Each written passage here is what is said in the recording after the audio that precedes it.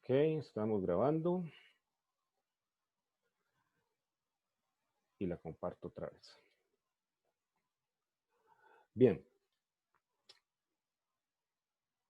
Esta es, como les decía, la página web del curso y ahí tienen la dirección. Esta es una página abierta, está en este sitio que probablemente algunos conocen, sobre todo los que tienen experiencia en programación, que se llama GitHub, que vamos a utilizar bastante. GitHub es un sitio para compartir para colaborar en cuanto al desarrollo de software y ofrece una serie de facilidades que lo apoyan, como la publicación de páginas web. Entonces, varias veces he puesto cursos aquí, que de hecho están ahí en mi perfil por si a alguno le interesa, versiones anteriores de este curso y de otros que he dado. Como les digo, es totalmente abierto, entonces pueden ingresar aquí a las páginas sin ninguna clave y sin ningún requisito, y lo pueden compartir con otras personas si lo desean también. Tengo que averiguar cómo es esto, cómo se hace en la UNA, pero las universidades lo que están solicitando es que también se utilice la plataforma que ellos están dando para comunicación virtual, para aprendizaje en línea. Esto es, por supuesto, pues por propósitos de auditoría y de dejar evidencia de que se están dando los cursos. Yo hablé con Johan hace unas horas antes de empezar el curso. Johan y yo nos conocemos, como él mencionó, desde hace algún tiempo, y él me comentó que varios profesores estaban usando la plataforma de la UCR. Ok, bueno, esa es una posibilidad. Supongo que en la UNA nos van a pedir que dejemos también ahí el material. Lo que hice el semestre pasado, en el caso del curso de pregrado de la UCR que les estaba comentando, fue dejar ahí el enlace a una página como esta. Entonces, así se cumple el requisito y eso es perfectamente válido. Pero yo creo que entonces, en general, durante el curso pueden seguir esta página y aquí pueden entonces encontrar todos los contenidos que vamos a cubrir. Voy también a grabar, como lo estoy haciendo en este momento, las lecciones, las voy a subir a GitHub y por aquí en alguna parte voy a poner los enlaces respectivos. Entonces los pueden consultar si lo desean. De hecho, ahora les muestro las páginas de otros cursos en donde todo eso está para que vean más o menos cómo quede al final. Tal vez cambie esta plataforma porque vi que hay algunas que también son gratuitas y que son bastante buenas y que tal vez veamos, de hecho, durante el curso para albergar páginas web, pero entonces de momento vamos a hacer esta. Si hay algún cambio, entonces yo les aviso en el momento oportuno. Ok, vamos a ir leyendo. Entonces, si tienen alguna pregunta en algún momento, pueden intervenir. Yo no tengo ningún problema en que intervengan mientras yo estoy hablando, sobre todo teniendo en cuenta que somos poquitos. Lo que tenemos que tener cuidado es de no hablar demasiados, ¿verdad? Al mismo tiempo. Pero entonces, si mantenemos ese orden, está todo bien. Otra cosa que pueden hacer es poner preguntas en el chat y yo cada cierto tiempo entonces puedo estar revisando y evacuamos esas dudas. Ok, de nuevo, el nombre del curso es Programación de Aplicaciones en Sistemas de Información Geográfica. Este es el nombre que viene desde que crearon el curso.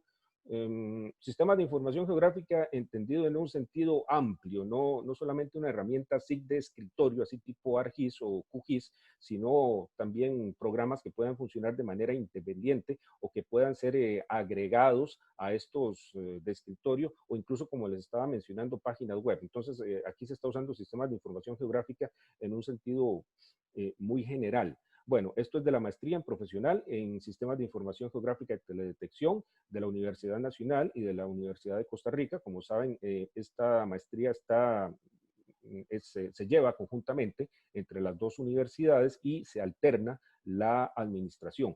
En esta promoción estamos bajo las reglas de la Universidad Nacional, quien es que administra, así que nos apegamos a los reglamentos de la UNA en general. En cuanto a la descripción del curso, es un curso introductorio a la programación de aplicaciones de datos, información geoespaciales y está enfocado en el desarrollo de aplicaciones de escritorio, o sea, que no se ejecutan en la web en general, aunque creo que vamos a ver algo en la web. Vamos a publicar páginas como esta. Ustedes van a crear una cuenta en GitHub. Vamos a crear páginas como estas en donde ustedes van a poner mapas, porque eso ahora es bastante sencillo de hacer desde herramientas de escritorio, sin tener que aprender los lenguajes para web que tradicionalmente se han usado, como el JavaScript, por ejemplo, el HTML y el CSS, que es del próximo curso, como les estaba contando. Bueno, al terminar, esperamos que el estudiante haya aprendido conceptos básicos de programación de computadoras y que sea capaz de emplearlos en la elaboración de programas geoespaciales. Básicamente, cuando empiezo a explicar esto, le digo yo a los estudiantes que tenemos que hacer dos cosas. La primera es aprender a programar, lo que se aprende en cualquier curso de programación. Eso es ver variables y ver ciclos y ver condicionales. Los que saben algo de programación saben de qué estoy hablando, y los que no, pues pronto lo van a entender. Y también tenemos que aprender a utilizar todo eso en aplicaciones de tipo geoespacial. Eso, la parte geoespacial hace entretenida, diría yo, el aprendizaje de la programación, porque es muy visual, muy gráfico, pero también es un reto que les va a tomar tiempo y es bueno que lo sepan. Bueno, estas aplicaciones, como les mencionaba, pueden ser independientes, o sea que corran solitas, ya sea desde la línea de comandos o en algún ambiente gráfico, o pueden ser ejecutadas desde sistemas de información geográfica de escritorio tipo QGIS o tipo ArcGIS. Vamos a ver en la última parte del curso cómo crear complementos para el caso de QGIS, que es un buen ejemplo de cómo se desarrollan programas en este tipo de ambientes. Supongo que han visto que son los complementos, son estos plugins que llaman en QGIS, y prácticamente todos los SIG de escritorio tienen plataformas similares, el mismo ArcGIS, el GVSIG, todos los demás. Bueno, según yo estaba leyendo el programa del curso, pero bueno, ahí está ahí está el enlace. Esto ya bueno, la descripción ya la leí. Aquí tienen mi nombre, mi dirección de correo electrónico. Estoy usando la de la UCR, porque hasta hoy me dieron la de la UNA, hasta hace unas pocas horas. Creo que no hay problema en que sigamos utilizando esta, de cualquier caso. El horario de clases de 5 a 9 p.m. Ya al final les voy a hablar un poco sobre el horario para ver cómo nos ponemos de acuerdo, a ver qué porción, cómo acomodamos esta franja de tiempo. Bueno, ya vimos la descripción. Objetivo general: aprender los conceptos básicos de la programación de computadoras y su aplicación al desarrollo de programas que manejen datos, información geoespaciales. Y los objetivos específicos: aprender mediante el lenguaje Python conceptos básicos que son comunes en la mayoría de los lenguajes de programación. Lo que les estaba mencionando: variables, funciones, estructuras de control, programación orientada a objetos, que es el estilo o el paradigma de programación más popular probablemente en la actualidad. Segundo objetivo: desarrollar aplicaciones que manejen datos e información geoespaciales. Entonces, de nuevo, lo que les decía, aprender a programar y luego aplicar esos conceptos en información geoespacial. Vamos, como tercer punto, a conocer y emplear algunas de las principales bibliotecas de software para el manejo de datos e información geoespaciales. En este curso probablemente empiecen a darse en cuenta ustedes que hay una serie de bibliotecas de software que son comunes para casi que todo el software geoespacial que hay.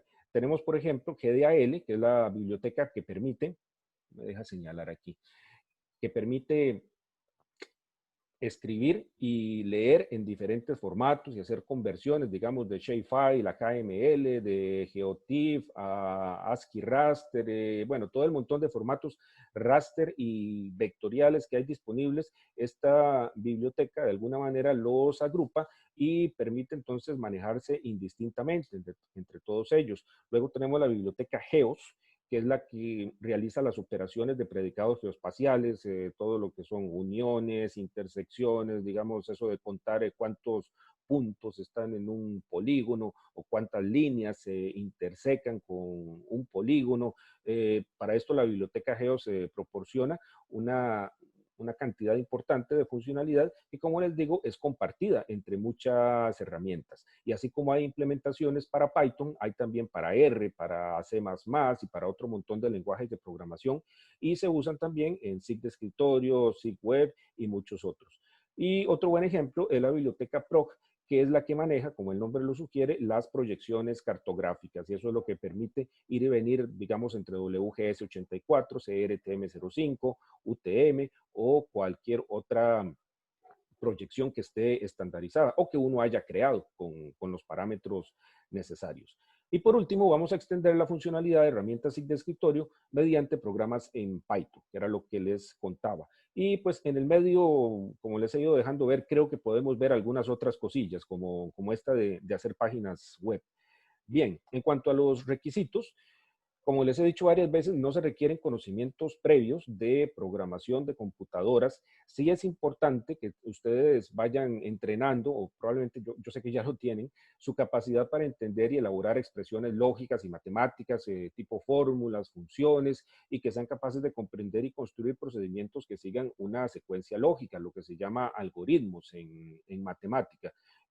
Aquí con esto de lo que estoy hablando son de habilidades similares a las que uno tiene en secundaria, o sea, las que necesitan secundaria, nada extraordinario.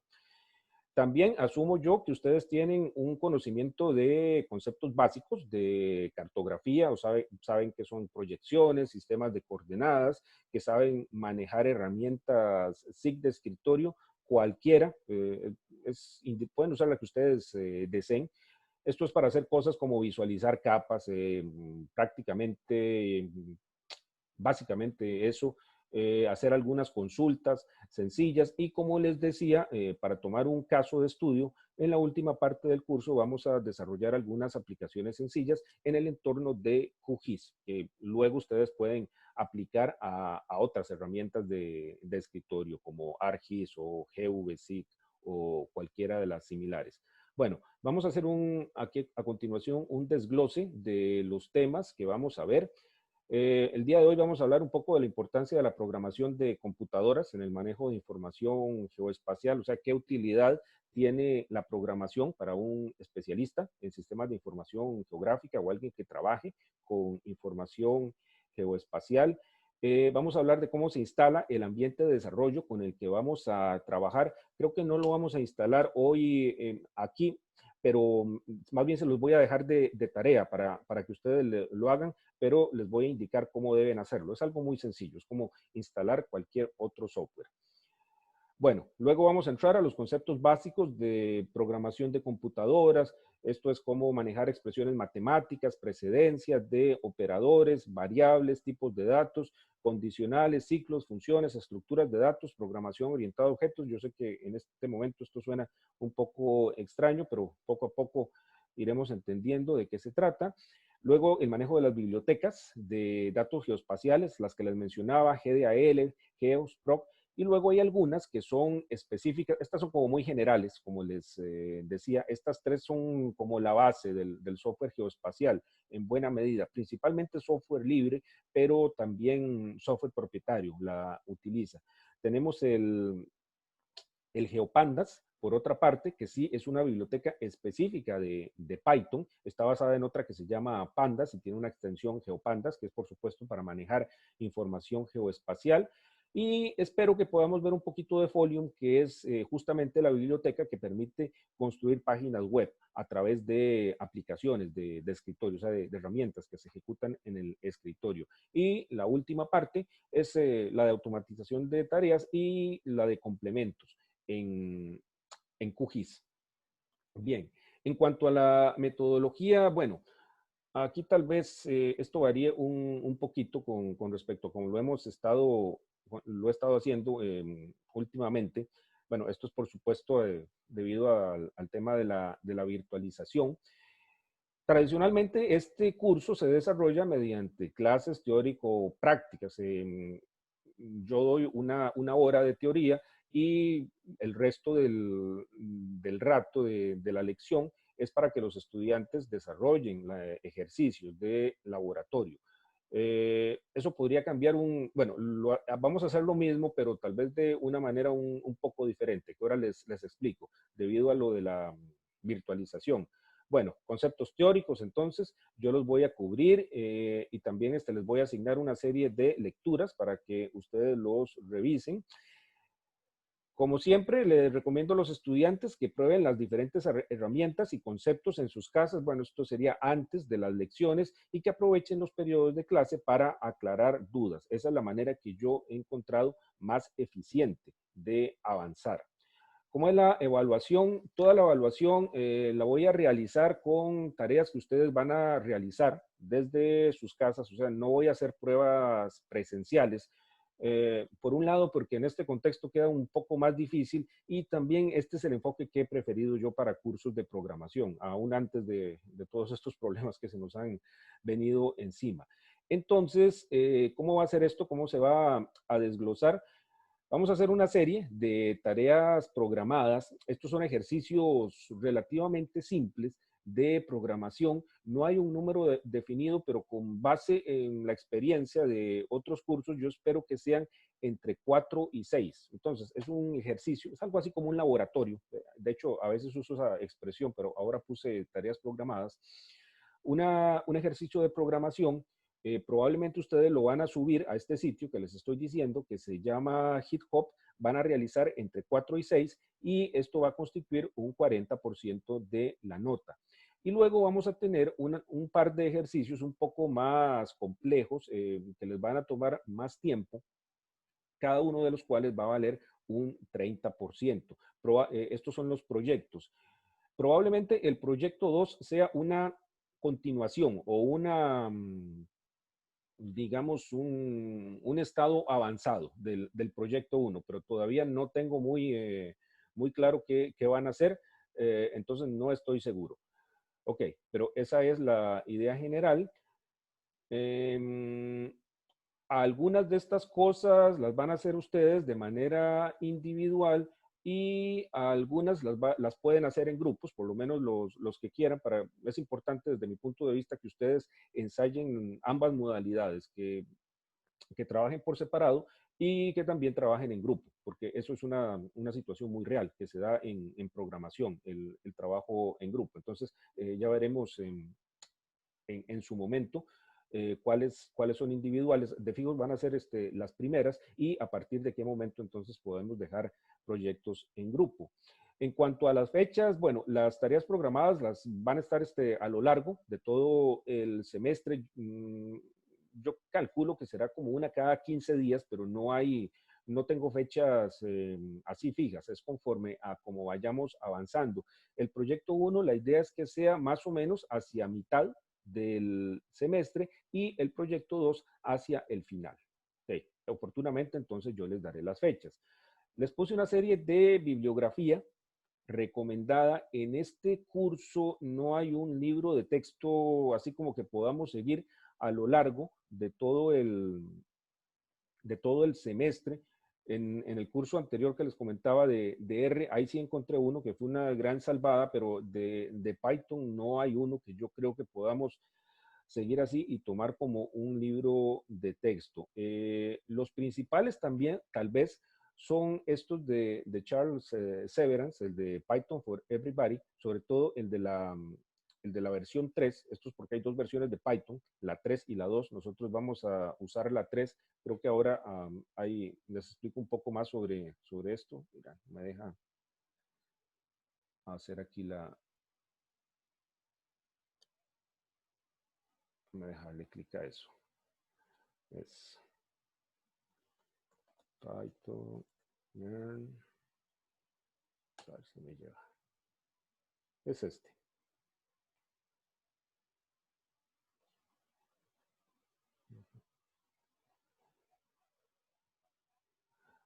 Hay versiones en varios idiomas del libro e incluso hay una en español que pueden seguir si lo prefieren. Ok, este libro habla mucho sobre los conceptos básicos de Python. Es una introducción a la programación para personas que no son informáticas, aunque curiosamente le llaman informáticos a ese tipo de especialistas. Eso puede ser por una cuestión del idioma o de traducción. Entonces aquí nos vamos a basar mucho, creo yo, para las primeras clases y luego vamos a ir moviéndonos hacia diferentes textos que sí tratan la parte geoespacial. Bueno, esto es porque este libro, como les decía, es muy general, pero no habla nada de SIG ni de datos geoespaciales. Hay una serie de libros de Python que sí se enfocan en la parte geoespacial, pero con diferentes énfasis. Entonces los vamos a ir viendo ahí como caso por caso conforme los vayamos necesitando. Ok, de momento entonces, si quieren ir viendo un poco de lo que vamos a ver, pueden buscar el libro de Charles Severance, de Python for Everybody, o el equivalente que haya en español, y con esos podemos comenzar. Y como ven, en la lista hay diferentes libros de análisis geoespacial, hay otros de Python. Este es bastante famoso, o sea, de Python de manera general, Python en una cáscara de nuez. Muchos de estos tienen traducciones al español y yo creo que casi todos son libres. Por lo general trato de que los recursos que utilicemos sean de acceso libre. Aunque hay uno que otro que creo que sí es de pago, de los que hay ahí. Ok, hay también algunos O libros. sea, Sí, profe, perdón. adelante. Entonces, ¿estos libros nos encargamos de conseguirlos nosotros o algunos de ustedes nos los va a pasar en PDF o algo así? Estos, los que les estoy diciendo, este específicamente, lo pueden de una vez, siguiendo el enlace. El Ese es el enlace. primero. Ajá, ese es el primero que vamos a ocupar. Ok. Ujú. Y como les digo, ahí en el sitio, que no le doy, ni siquiera me copia a mí para ver dónde está donde tengo, digamos, el fuente de esto. Está. Ustedes pueden descargar el PDF, por supuesto, y vamos a ver. Profe, Ajá. totalmente, digamos, no vamos a usar ni mediación virtual ni lo de la UNA, ¿verdad? Solo su página. Sí, no creo, porque, bueno, pues Johan, el que me dijo cuando hablamos ahora que les estaba contando que el sitio de la UNA, como que algunos de ustedes no los convencía mucho, fue lo que me contó. Y yo no lo conozco, ese es otro pero, y como les digo, me acaban de dar la clave para ingresar, y me dijo Bianca que me iba a conseguir más información. Sí creo que que yo voy ahí a rellenar la parte básica y voy a poner un enlace a esta página web. Entonces, para que se pueda entrar desde cualquier lado, pero en general, entrando a la página web, entonces ya se la juega uno. De cualquier manera, les recomiendo, si no lo tienen, que tengan acceso a la, a la herramienta de la Universidad Nacional, porque no sé si habrá algunas cosas que ocupemos, por ejemplo, para poner notas o algo así por el estilo, que sí es del caso de la UCR. Ujú. Es que lo consulto porque el semestre pasado 3 de los profes eran de la UCR, Ujú. entonces nos acostumbramos más a usar mediación virtual. Y el otro profe del todo no usó ni el de la Universidad Nacional, entonces, bueno, yo estuve en la Universidad Nacional hace un ratito y me acuerdo que era muy, muy como laberinto, digamos, hay que buscar mucho para llegarle a las cosas. Y en mediación lo que tiene es que no nos avisa a nosotros cuando los profes suben algo. Entonces, Ujú. toda la consulta va en relación a que si usted sube algo, nos puede avisar. Ok, sí, los cursos los voy a ir, el material yo lo voy subiendo, digamos, semana a semana. Entonces, ahora les voy a mostrar más o menos cómo se ve. Entonces es relativamente fácil de seguir. Ujú.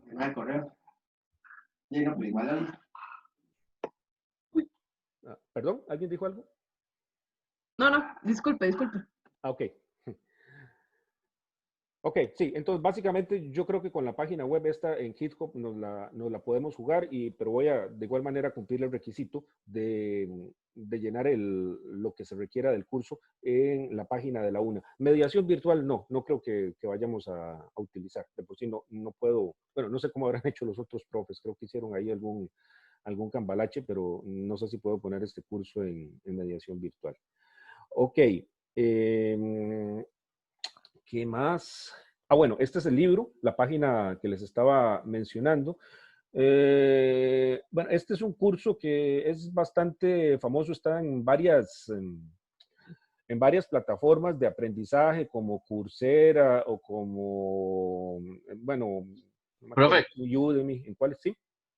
profe, una pregunta. La versión en español es de Raúl González Duque. No me acuerdo, para ver, My Free Python for Everybody. Ah, bueno, ven, entonces siguiendo estoy en la página principal, esa es la que lleva lo que hay en el programa. Aquí está Python for Everybody Textbook, y aquí están un montón de formatos, en PDF, en HTML, ah, bueno, aquí está en español, y estos son las personas que contribuyen: Juan Carlos Pérez Castellanos, Daniel Merino. Ujú. Ah, bueno, este es para que uno lo compre. Yo pude descargar el que dice Python, bueno, Python Aquí para está. todo en español, Ujú. explorando la información de Python 3 de Charles Severance. Sí, ¿Sí es ujú, ese? es ese. Ah, Ujú. ok. Este que está aquí. Sí, y está en diferentes formatos, en PDF, en HTML, en estos que se leen en Kindle, y hasta está el código fuente del libro en GitHub. Ok. Eh,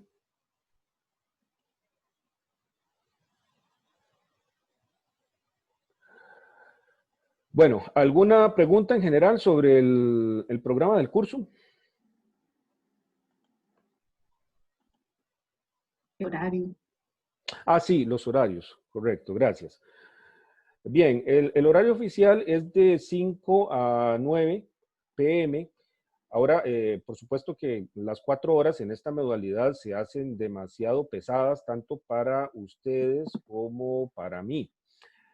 La experiencia que tuve el semestre pasado era que a partir de las 2 horas ya los estudiantes se me dispersaban mucho.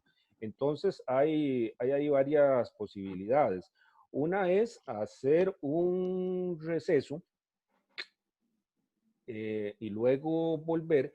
La otra posibilidad es planificar las lecciones para que sean como de unas 2 horas y media, por decir algo, y parar ahí para que ustedes luego puedan seguir trabajando, ya sea en ese mismo espacio o en tiempo que ustedes elijan luego. Sí podemos aprovechar el tiempo que sigue después de la lección para consultas. Entonces, los que quieran se pueden quedar y evacuamos las consultas que ustedes tengan.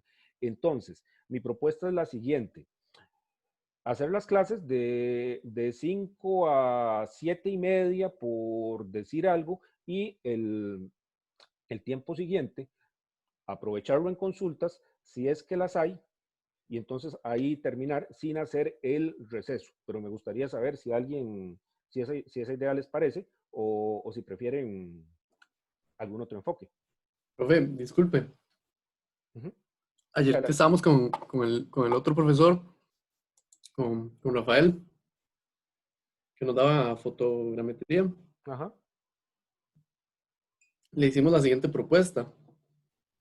El horario del curso de él eh, normalmente es de 5 a 8:30, entonces le propusimos que para hacerlo lo más parecido a como era cuando en las clases eran presenciales, en las clases presenciales tenemos un receso en medio, y que se había forma como de hacer lo mismo. Por ejemplo, que las clases, al final quedamos en que las clases empezaban a las 5 y hacíamos un receso, a las 6:40 volvíamos a entrar a las 7 y salíamos a las 8:30.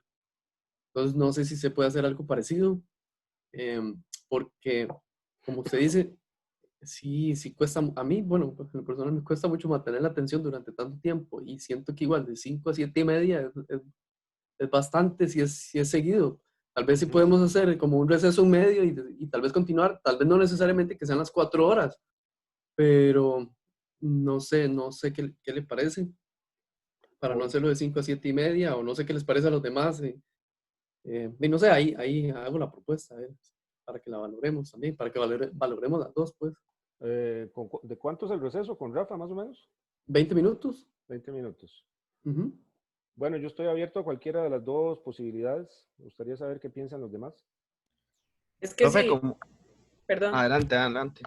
No, no, es que iba a decir que si dejamos de 7:30 en adelante para consultas, y suponiendo que, a ver, no todos vamos a llevar consultas, entonces de repente alguien se va a ir o no sé, siento como que aprovechará el que haga la consulta y si alguien se quiere quedar y no es su consulta, pues es solo como para retroalimentarse, pero no aprovecha igual que como si estuviéramos haciendo una consulta. No sé si me explico, que siento como que sería más chiva llevar la clase, el receso, el resto de la clase y tal vez una media hora para consulta si alguien tiene, pero si no las hay, podemos seguir con la clase.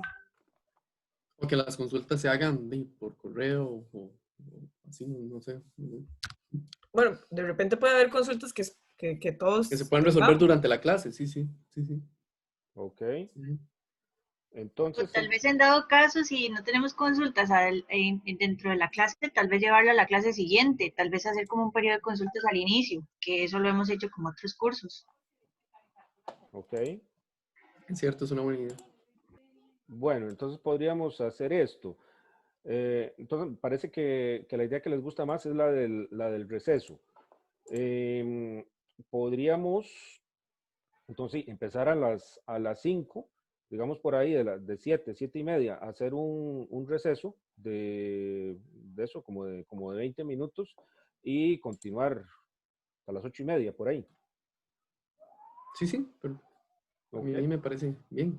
Y tal perfecto. vez sí, como dice Carolina, si dejamos un espacio al inicio de cada clase, Ujú. que casi siempre los profes aprovechan para que mientras algunos llegan tarde o llegamos tarde a la clase, en ese lapso en que sí, se dan como 10 minutos ahí de gracia, los profes van haciéndoles preguntas o los alumnos aprovechamos para hacer las consultas en ese ratillo y no estaría mal que lo dejáramos para el inicio. Ok, entonces hagámoslo así. Damos un receso por ahí de 7, 7 y media, cuando sea oportuno, y continuamos un rato más después de eso. Perfecto. Lo hacemos entonces de esa forma. Muy bien. ¿Algo más con respecto al programa? Profe, yo sé que usted dijo que nos iba a decir cuándo, pero es posible que nos diga como fechas en algún momento, ya que usted se acomode, de las tareas programadas, por lo menos, para nosotros irnos midiendo también con los otros cursos. Bueno, vamos a ver de nuevo. Las tareas programadas, sí, es que depende mucho de cómo podamos ir avanzando, para que entonces la tarea tenga sentido. Para darles una idea, piensen que son como cada 15 días. Y de nuevo, el proyecto como a mitad del semestre y el proyecto 1 y el proyecto 2 hacia el final. Ok. Ok. ¿Algo más? Profe, y en cuanto a la metodología de estos proyectos, de las tareas programadas, ¿la vamos haciendo con usted o usted nos enseña un ejercicio y nosotros hacemos otra parte y informe o nada Eh, más por lo, producto? Por lo general es eso último, es como una continuación de lo que vamos a hacer en la clase. En cuanto a presentación, no es un informe así como escrito en prosa o muy poquito tendríamos. Por lo general, seguramente voy a tratar de que la mayoría, o por lo menos algunas, las puedan presentar a manera de páginas web. Entonces ustedes me envían una dirección con la tarea resuelta y eso es lo que yo reviso. Ah, bueno, perfecto, sí. Vamos a ver en algún momento cómo hacer esas páginas web. ¿Alguien ha hecho páginas web aquí? Desde cero. Sí. Ah, no, de cero no. ¿Cómo no es de sino cómo? Bueno, no, como de visores y así, pero Como apoyados en otros programas. en Eso sí ArcGIS Online o hicimos. algo así. Ajá, eso sí lo hicimos. Ah, ok, bueno, aquí vamos a ir un poquito más abajo. La Ujú, ujú. idea, como siempre, no es hacerlo desde 000, pero sí vamos a ver un poco más las bases. Y igual en este curso no vamos a entrar en la parte fuerte de desarrollo web, que es HTML, CSS y JavaScript, porque como les digo, eso es para el siguiente, pero, pero sí van a salir páginas web, mapas, más que páginas web, mapas en la web, que yo creo que les van a ser de utilidad, espero, para otros cursos y para otras cosas. Bueno, ¿algo más? Sí, profe, yo quería consultar sobre el uso del software, Ujú. eh, porque si nos puede después adjuntar ahí a la página como un listado del software y más o menos las fechas, porque resulta que yo tengo una computadora que es institucional y yo no tengo derechos de administrador. Entonces, si hay que instalar algo, tengo que hacerlo con tiempo, porque tengo que programar para que el técnico me revise la compu y esos detalles. Y si va a hacer algo con medicina, y entonces tengo que ver si mi computadora personal responde, porque la verdad hace rato no la uso, pero para saber, Con medicina, ¿cómo con medicina? craqueado, digamos. Ah, ya, no. No todo el software que vamos a usar aquí es libre. Ah, ok, perfecto. Con medicina, eso nunca lo había oído. Ok, sí, todo el software que vamos a utilizar aquí es libre y ahora mismo, más adelante, les voy a decir qué es lo que tienen que instalar. Bien, si no hay más de preguntas, entonces, bueno, Profe, sí. tal vez ahí con eso los programas, bueno, yo tengo una computadora muy viejita y está que ya dice adiós, ¿verdad? ¿Tenemos algunos requisitos así como básicos o algo específico que necesite la computadora para instalar esos softwares? Funciona cualquier computadora, la que están usando en este momento, si corre Zoom, seguramente les corre el Python. No es nada especial, es lo que quiero decir, es cualquier computadora. No Ok, tiene que tener gracias. requerimientos muy altos. Ahora, como les digo, vamos a verlo en detalle. Denme nada más 5 segundos para encender la luz, por lo menos para mí.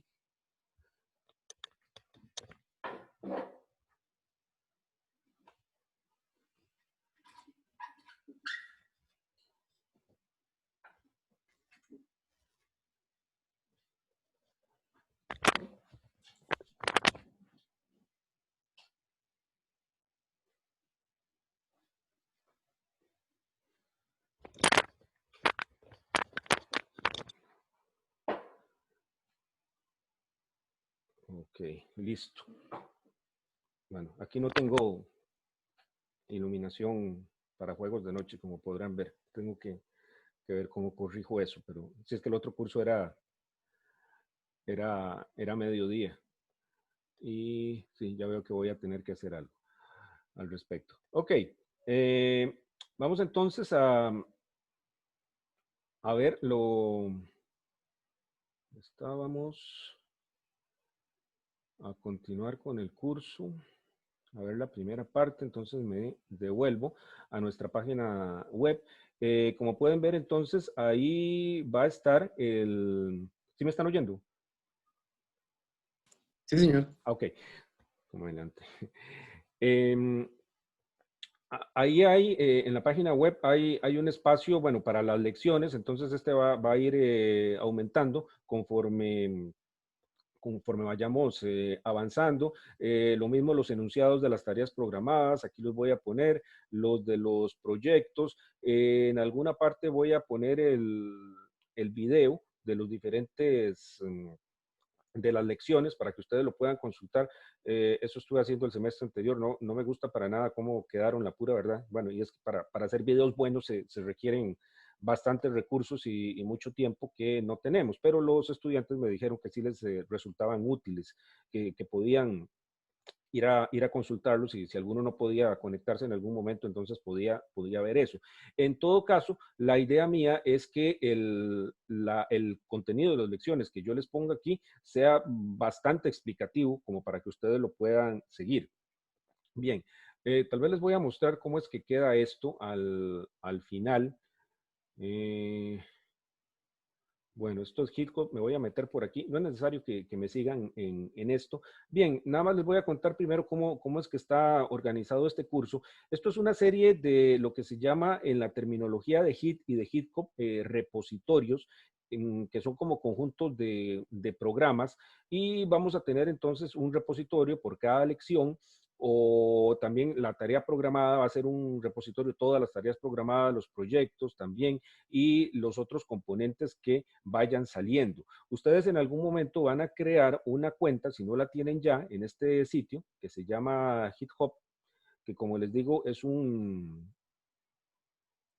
repositorio, un sitio para construir software de manera colaborativa. Entonces uno tiene un perfil. Este es el mío, por ejemplo. Bueno, aquí está el taller, por ejemplo, al cual Marcelo estaba hablando. Este es un taller de R. Y entonces las lecciones se van a ver más o menos así.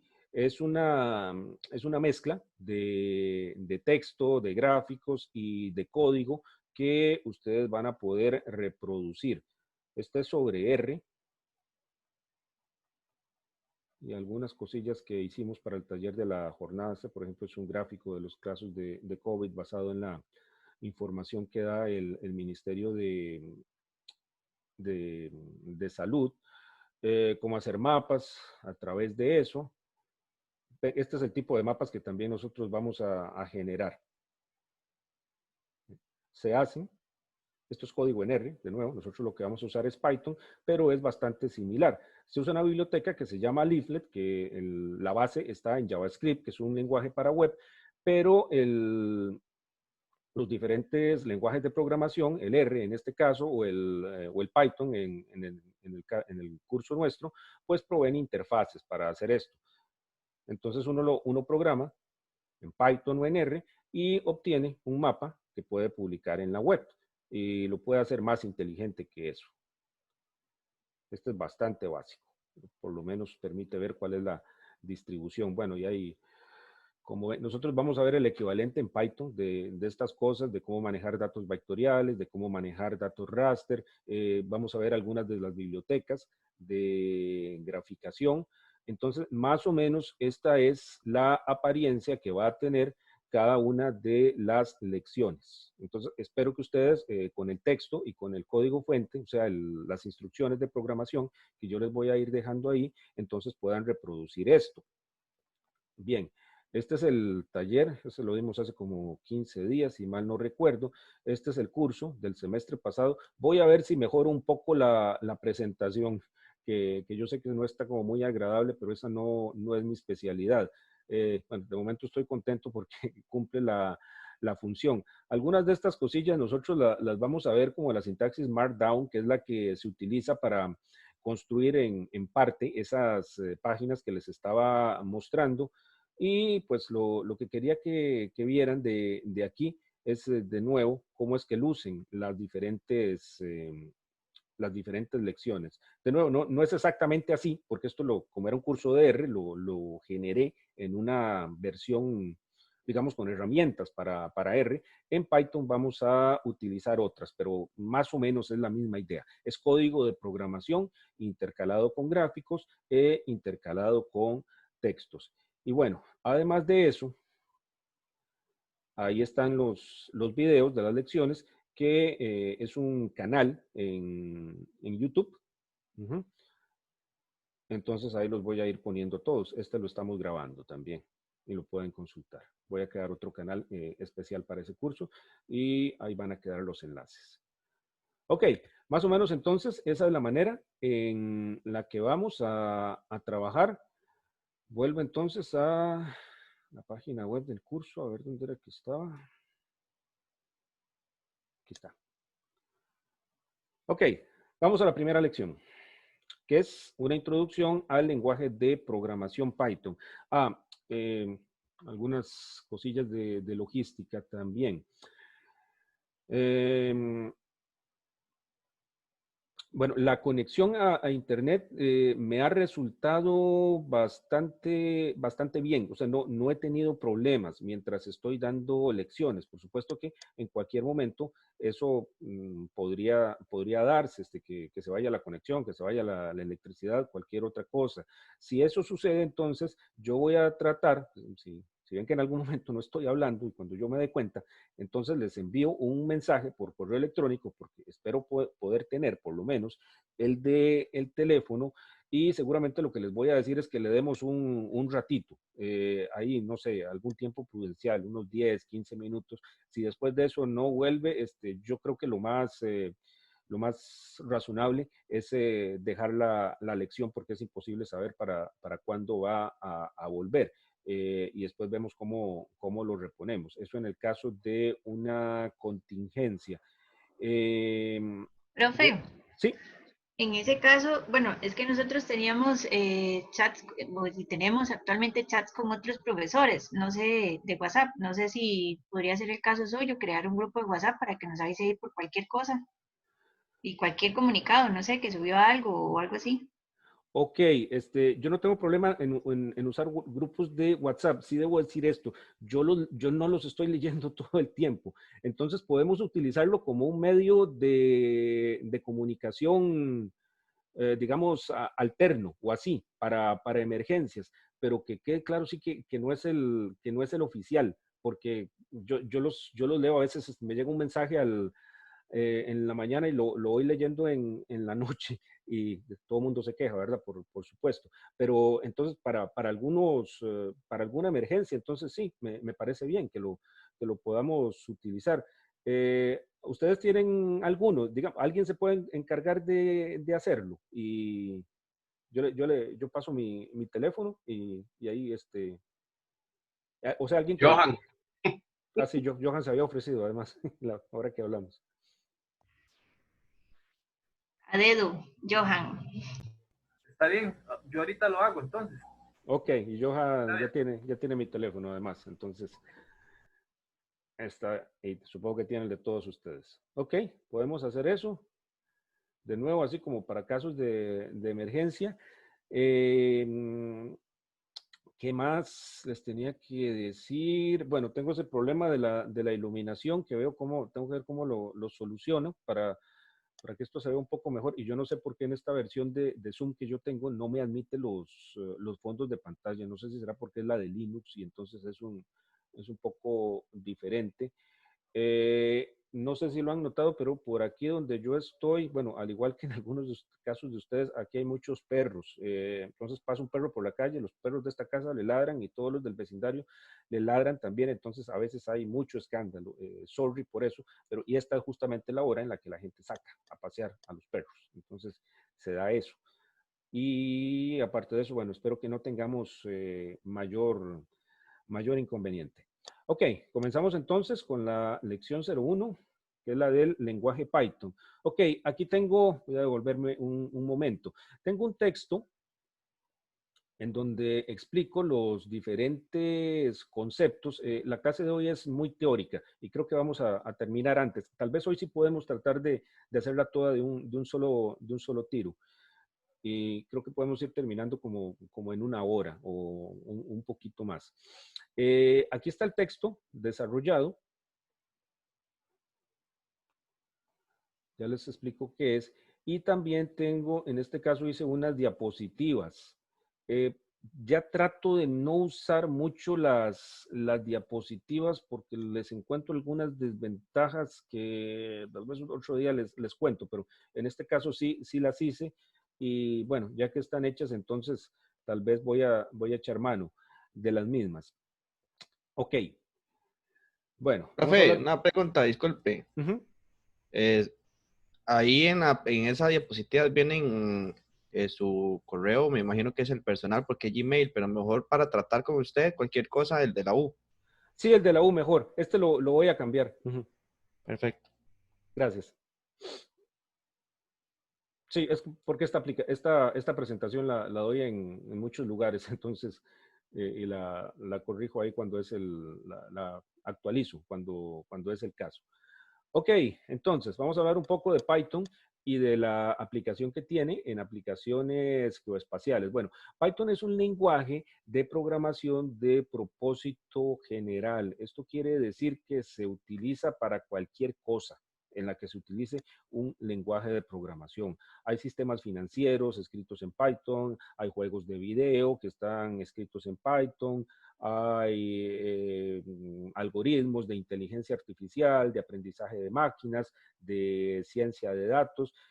O sea, Python se usa para todo lo que uno se puede imaginar en estos días. Ese no es el caso de todos los lenguajes de programación. Por ejemplo, el R, que es otro lenguaje importante en esto de las aplicaciones geoespaciales, es un lenguaje que está más enfocado en áreas específicas, específicamente en análisis de datos. Entonces es un lenguaje un poco más raro, digamos, raro sí, entre comillas, pero que tiene también grandes ventajas. Ya he mencionado R varias veces y ustedes también. Es otro lenguaje de programación que vale la pena aprender si uno le interesa esto del procesamiento de datos en general y los datos geoespaciales en particular. Bueno, Python es de propósito general, es muy popular en ciertas áreas que están muy de moda, como la ciencia de datos y el aprendizaje de máquinas. Ahí les dejé algunos enlaces a Wikipedia para los que tienen interés, aunque me imagino que han escuchado hablar de esto. Ciencia de datos es, bueno, esta disciplina, o esta tal vez combinación de disciplinas que lo que pretende es lidiar con la gran cantidad de información que hay en estos días. En el caso nuestro, bueno, son todos los mapas que se generan, lo que viene de sensores remotos, imágenes de satélite, LiDAR, hay un montón de fuentes de información que ya no se pueden trabajar con métodos tradicionales como los SIG de escritorio o hojas de cálculo en general. Pues necesitamos entonces algo más, tanto en términos de volumen como en términos de profundidad del análisis, y Python es un lenguaje de programación muy utilizado. Lo mismo para algunas áreas como el aprendizaje de máquinas, esto es lo que llaman en inglés Machine Learning. Básicamente se trata de que la computadora, a través de ciertos algoritmos, vaya aprendiendo cada vez que ejecuta un proceso. Está muy de moda, probablemente han oído hablar de algo que se llama Deep Learning, por ejemplo, que es un tipo especial de Machine Learning. Bueno, y en estos días se está haciendo pues prácticamente que todo esto, y combinado con la ciencia de datos, que da un montón de información, entonces se llega a resultados muy interesantes en muchas áreas, en medicina, en finanzas, investigación en general. Bueno, además de todo esto, el Python lo usamos en desarrollo web. Hay ciertos paquetes de Python como el Django, bueno, el mismo Folium que les estaba mencionando, que hacen que el lenguaje sea muy apropiado para desarrollo web. Se usa mucho para lo que se llama también scripting. Scripting, esta palabra en inglés tiene varios significados. Bueno, un script en general es un programa que se supone que es pequeño, aunque muchas veces no es así. Hay scripts, cosas que le llaman scripts, que son grandes y bastante complejas. Pero también se utiliza en el sentido de extender alguna herramienta ya existente. Ese es el caso de los complementos de QGIS que les estaba mencionando, y que hay casos similares en otras herramientas de escritorio. No sé si alguno de ustedes, yo sé que son muy jóvenes, pero alguno de ustedes usó ArcView alguna vez. El ArcView era lo que existía, el producto que había antes del ArcGIS de Esri. El ArcView se programa, uno podía programar cosas en ArcView con un lenguaje que se llamaba, yo creo que se llamaba Avenue, ya se me olvidó. Yo nunca lo usé, la verdad. Igual la otra versión de las herramientas de Esri, se me fue, pero tenía un lenguaje que se llamaba AML. Lo que quiero decir con esto es que para modificar la funcionalidad de esas herramientas, uno tenía que aprender un lenguaje diferente en cada caso, y así con otras disciplinas, qué sé yo, de ingeniería, de arquitectura, pongan por ejemplo CAD o cualquiera de estas, cada una tenía su propio lenguaje de programación para extenderla. Bueno, eso ha cambiado en los últimos años y Python se ha vuelto como una especie de lingua franca para este tipo de extensiones. Entonces, si uno aprende Python una vez, entonces lo puede seguir usando en muchas herramientas y es un lenguaje bastante cómodo para eso. Ahora vamos a ver un cuadro que habla un poco sobre eso. Bueno, pruebas de sistemas y un montón de áreas de aplicación. Esto es Python, un lenguaje de propósito general. Ese muy utilizado, es uno de los lenguajes más populares de la actualidad. Me voy a ir al texto aquí. Un minuto. Espero no perderme. Es lo que siempre me pasa. Voy a ir cerrando. Ok. Decía así, el Python es uno de los lenguajes más populares. ¿Cómo se mide la popularidad de un lenguaje de programación? Cuesta bastante y hay varias herramientas. Hay, por ejemplo, una medición que se llama el índice TIOBE. Ahí le pueden dar clic. Ese se actualiza mes a mes y es una lista de los diferentes lenguajes de programación que hay. Entonces vean que el más usado, según este instrumento, es el C, que algunos de ustedes mencionaron. C es un lenguaje de programación ya un poco viejo, como de medio siglo, si mal no recuerdo. Se creó específicamente para programar el sistema operativo Unix, que es en el que está basado, por ejemplo, el Linux, y es uno de los sistemas operativos que siguen siendo más populares. Bueno, Java es un lenguaje para aplicaciones empresariales, sobre todo muy usado. Python aparece de tercero, que es un lugar bastante bueno. Vean los otros que hay por ahí. Estas son variantes de C, C++, el C Sharp, el Visual Basic, que alguno de ustedes mencionó también. JavaScript es un lenguaje muy utilizado. Este es el que se necesita para programar en la web de manera nativa. Es el que van a ver ustedes en otro curso. Y vean cómo el R, entre paréntesis, ha ido ganando posiciones. Bueno, esta flechita, esto se llama un signo de chevron. No sé si alguien sabe por qué. Creo que es, bueno, es que yo trabajé también en señalización vial y a Ajá. las señales estas le llamamos Chevron por la Ah, empresa de petróleo o sí, la sí, petrolera. correcto, sí. Ah, se usan en señalización vial también. Sí, es correcto. Sí, sí, se utilizan en las curvas. Son unas señales amarillas con unas flechas dobles negras. Ah, de ahí viene, no sabía. Ah, qué bueno el dato. Exacto. Ok. Así les llamamos también, Sí, señales. pero bueno, es exactamente por eso. Y lo menciono porque lo vamos a ver durante todo este curso. Lo que se llama la línea de comandos de Python usa el prompt de Chevron.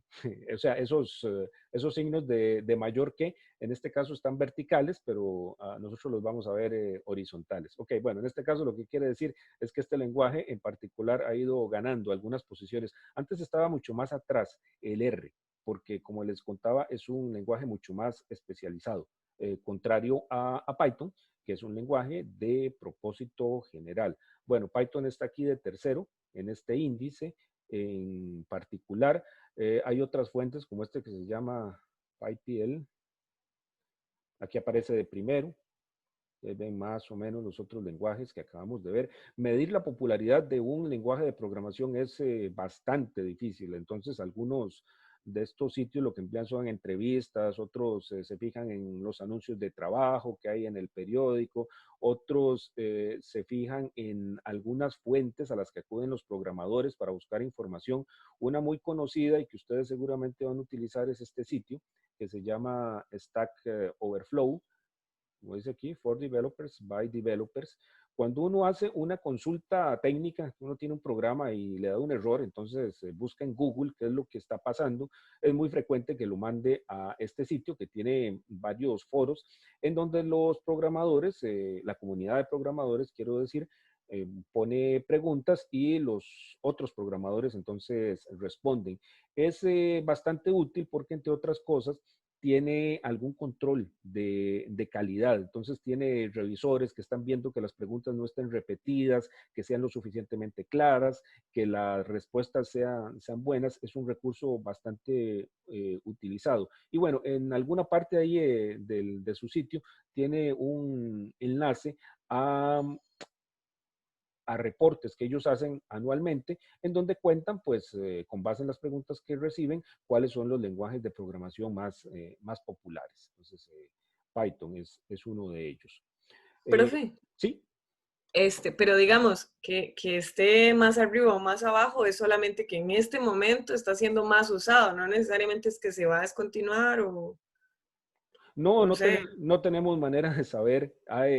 No es algo que vaya a ocurrir de la noche a la mañana, digamos. Vamos a seguir usando Python durante muchos años, definitivamente. Ujú. Y otra de las ventajas que tiene, que ahora voy a mencionar, es que es un buen lenguaje para aprender a programar. En eso pienso yo que le gana al R en particular. Por eso es que para este caso en particular, en este curso, cuando me preguntaron, dije, no, pues usemos Python. La misma pregunta surgió en el pregrado, porque el curso de R que les estaba contando es el primero para muchos estudiantes. También es una buena opción, pero además, como ya estábamos dando Python para la maestría, entonces para que los estudiantes que cursaran ambas, bueno, ahí está el perro que les decía, para que los estudiantes salgan ahí con la mayor cantidad conociendo la mayor cantidad de herramientas posibles, dejamos R por un lado y Python por el otro. Ujú. Pero sí, es muy difícil saber cómo va a evolucionar un lenguaje de programación. Este es el caso de Python, la línea roja que estoy señalando, y para los países de alto ingreso, que llaman aquí, esto es por supuesto Europa, Estados Unidos, algunos de América Latina, como Uruguay, por ejemplo. Ahí en esos países el uso de Python va creciendo y creciendo.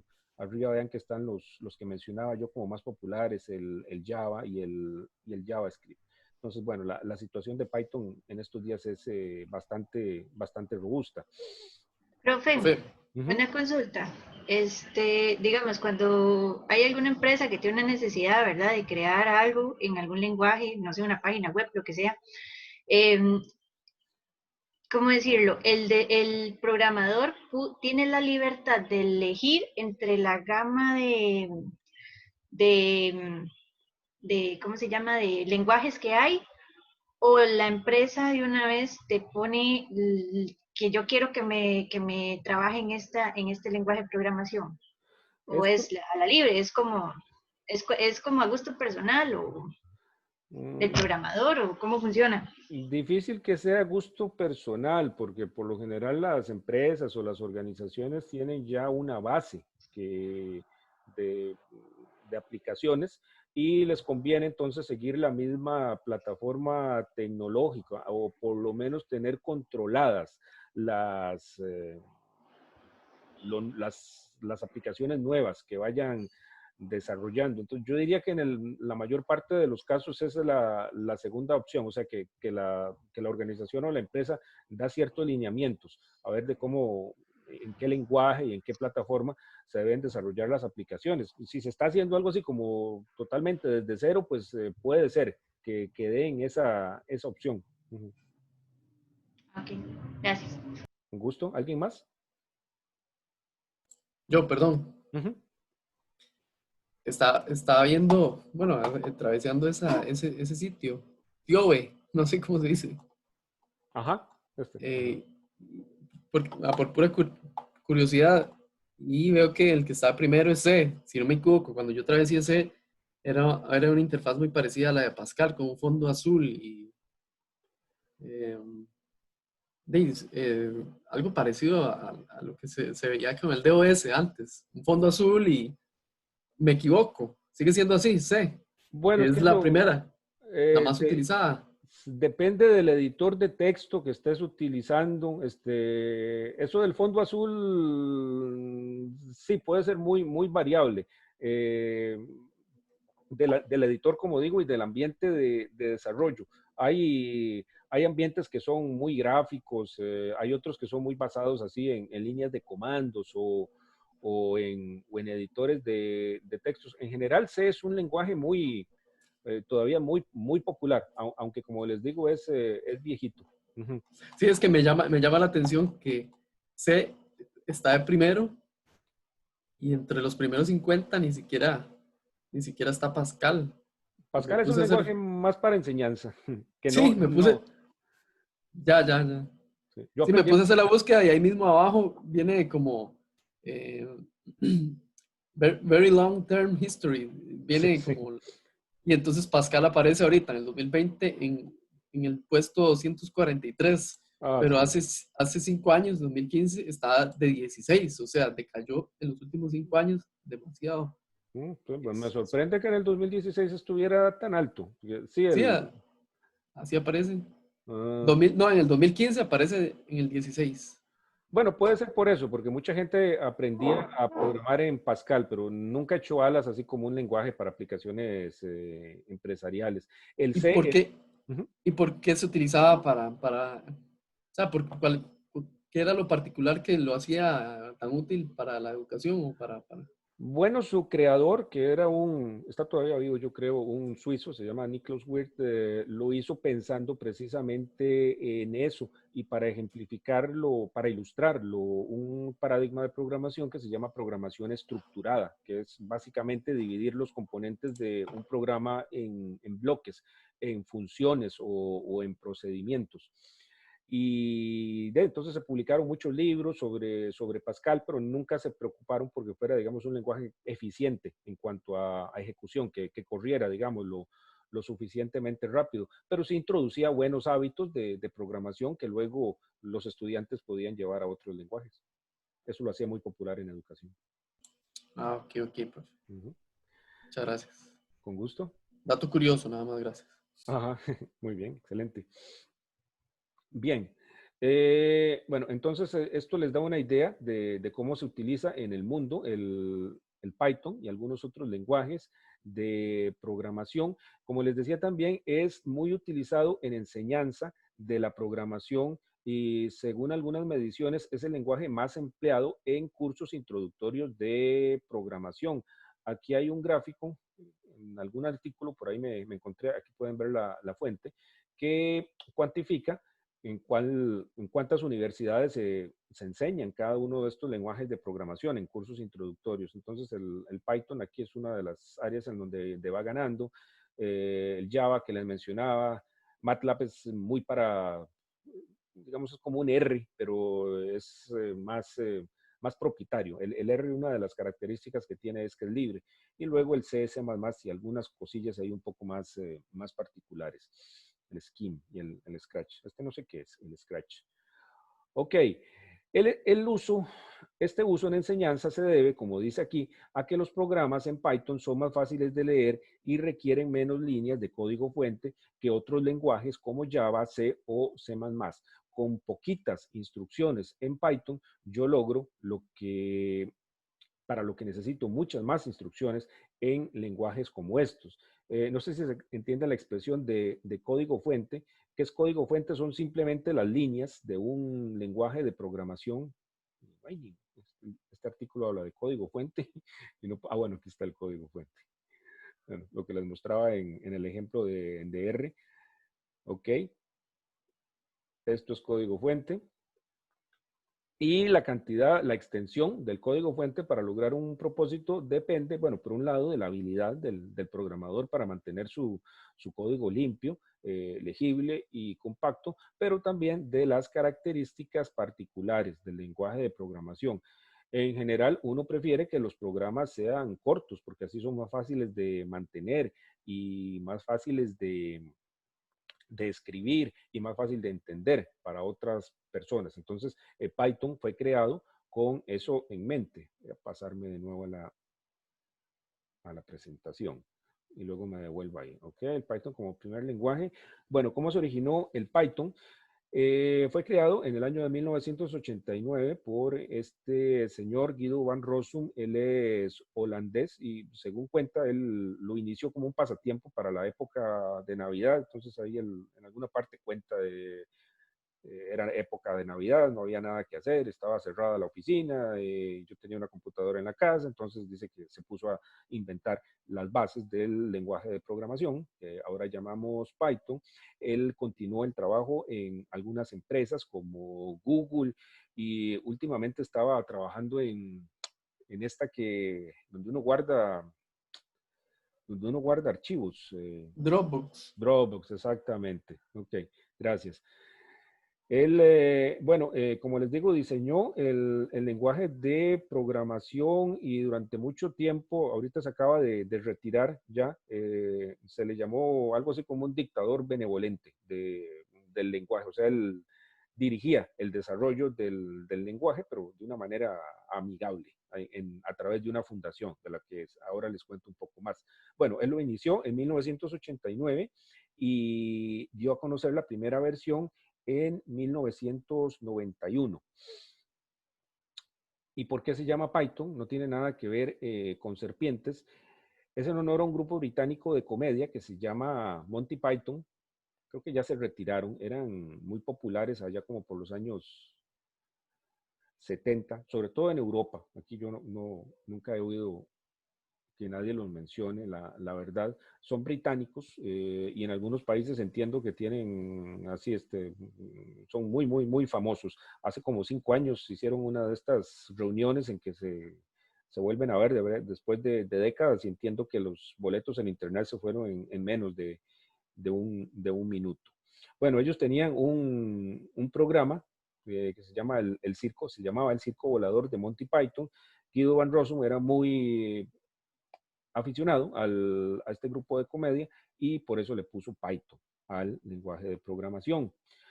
Más técnicamente, ¿cuáles son las características del lenguaje? Como decía, él le puso un énfasis en la importancia de que los programas fueran fáciles de leer en la medida de lo posible, por supuesto. Es lo que se llama un lenguaje interpretado. Esto es un poco técnico, de nuevo.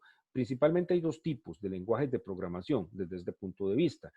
Los que son interpretados y los que son compilados. En un lenguaje interpretado, las instrucciones se traducen a código máquina, que es lo único que entiende el procesador de una computadora, y se ejecutan una por una. Digamos que yo tengo 4 sumas en mi programa, en 4 instrucciones. Entonces, en el caso de un lenguaje interpretado, se ejecuta la primera suma, se ejecuta la segunda, se ejecuta la tercera, se ejecuta la cuarta. Si digamos en la segunda instrucción hay algún error, como que yo puse ahí un símbolo de suma que la computadora no entiende, entonces se ejecuta la primera instrucción y en la segunda pega el brinco y ahí ya no continúa.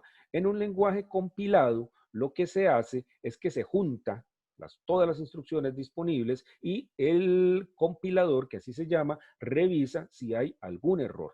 Entonces no se ejecuta el programa del todo, ni una parte, hasta que yo corrija los errores que hay ahí. El código compilado es más seguro para correr, más seguro quiero decir que es menos probable que se caiga, que falle cuando se está ejecutando y por lo general es más rápido también.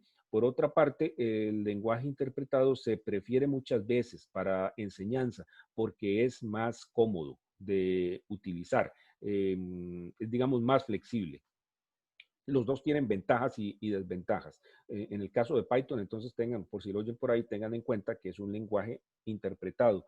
Otra característica que gusta mucho es que es multiplataforma, entonces puede ejecutarse en los principales sistemas operativos, los más populares de la actualidad. Principalmente son esos 3 que hay ahí, el Windows, el Macintosh y el Linux. Yo, por ejemplo, aquí estoy usando Linux. En algún momento puede que use Windows para ejemplificar algunas cosas. Me imagino que la mayoría o todos ustedes estarán usando Windows. Es la situación que por lo general encuentro en los cursos. Alguno que otro alumno alguna vez ha usado Macintosh, alguna vez. Una muchacha en el curso de pregrado estuvo usando Macintosh con R y le funcionó bastante bien. Bueno, es una de las fortalezas que tienen estos lenguajes de programación que funcionan en todas estas plataformas. Y hay más, por ejemplo, el Android, el iOS, para dispositivos móviles en general, como tabletas y otras cosas ahí un poco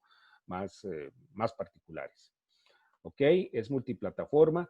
Tiene también un sistema de tipos dinámico. Esto quiere decir que los valores pueden tomar diferentes tipos de datos durante la ejecución del programa. Digamos, yo tengo una variable que se llama X y le pongo una hilera, digamos, mi nombre como valor, X igual Manuel. Yo puedo luego cambiar esa hilera a un número, X igual 10. Otros lenguajes de programación no me permiten hacer eso por una cuestión de seguridad.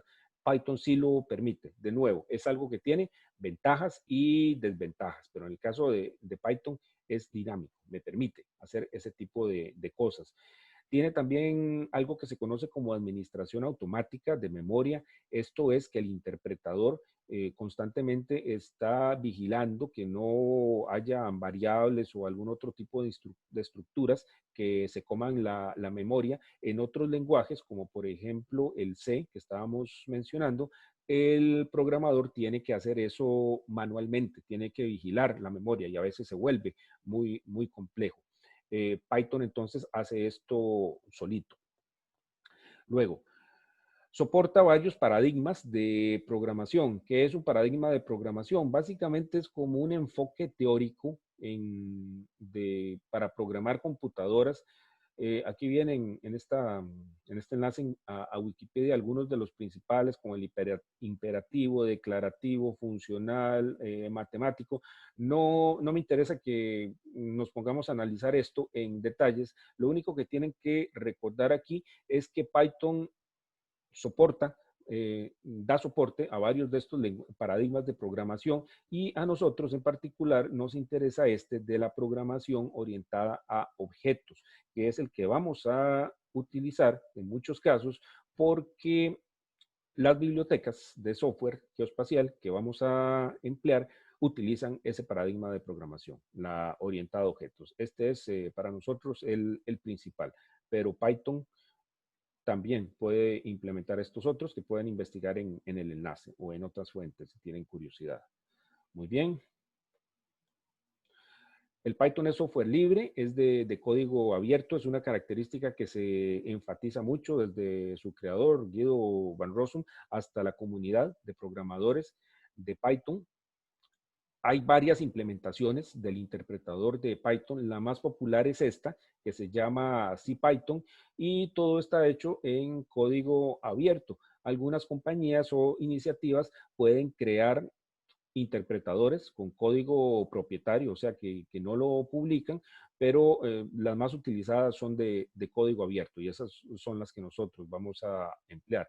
Bueno, ¿cómo es la gobernanza del Python? ¿Quién decide qué se incorpora? ¿Cuándo se cambia de versión? Todo ese tipo de cosas. Hay una comunidad, más adelante creo que está el enlace, que se encarga de tomar todas esas decisiones y, entre otras cosas, mantienen esto que se llama el Python Package Index, que es como un repositorio,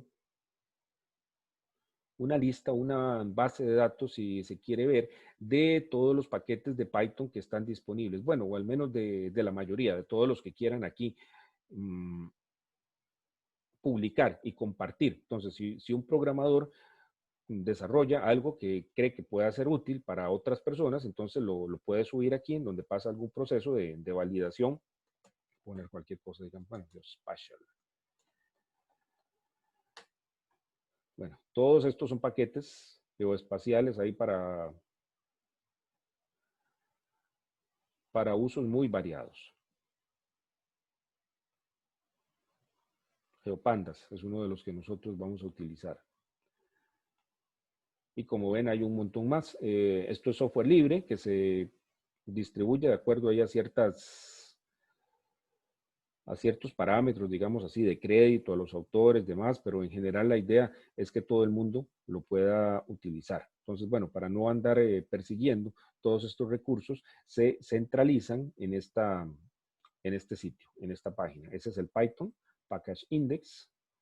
Cerrar para no perderme. Ok, bueno, cuando puse esto tenía más de 170,000, ahora creo que tiene más.